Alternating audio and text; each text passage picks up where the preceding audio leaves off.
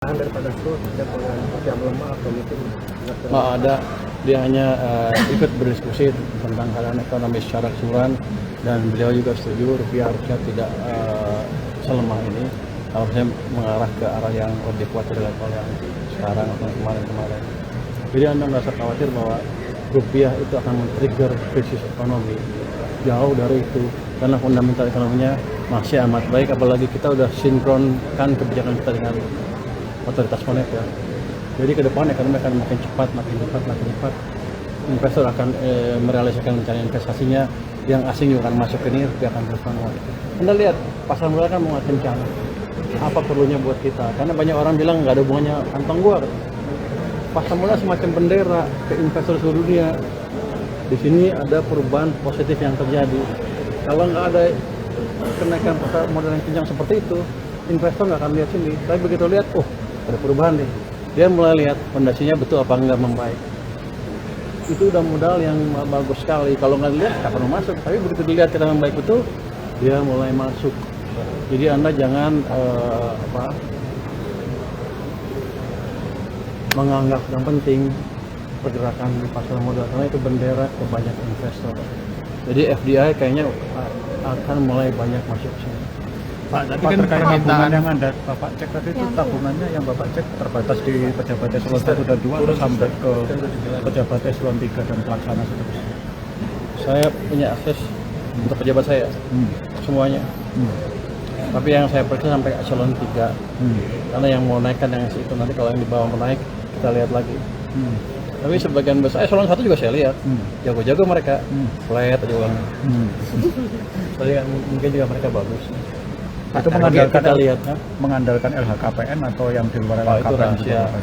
Itu di luar LHKPN. LHKPN juga kita lihat masuk akal apa enggak. Terus bandingkan dengan uangnya yang di bank dari tahun ke tahun kayak gimana. Jadi nggak bisa sembunyi lagi pejabat-pejabat kami dari pengamat scrutiny apa? Scrutiny diawasi. Pengawasan kita. Pak, target Mudah-mudahan ke depan membaik nantinya itu.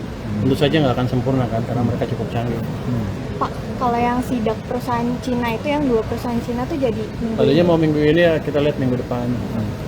Karena mepet rupanya minggu ini ada nih. Pak, target penerimaan Ada KSSK hari Senin itu, jadi mundur semuanya. Tapi minggu depan pasti akan kita kerjakan tuh. Oh, hari Senin KSSK, Pak. Kan ada fit and propernya Pak Tommy. Enggak. Gimana nih KSSK? Enggak, minggu kemarin di DPR kan rapat KSSK DPR, jadi mundur semua.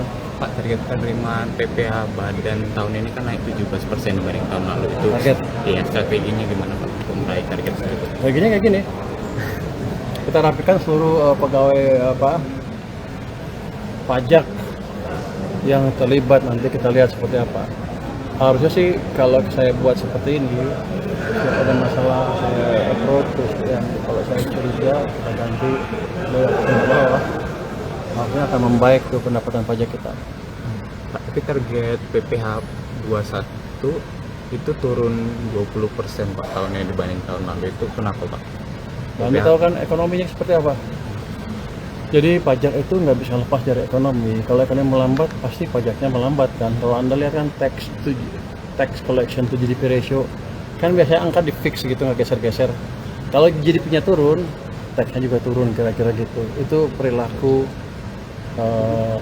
yang ada di sistem kita sampai saat ini.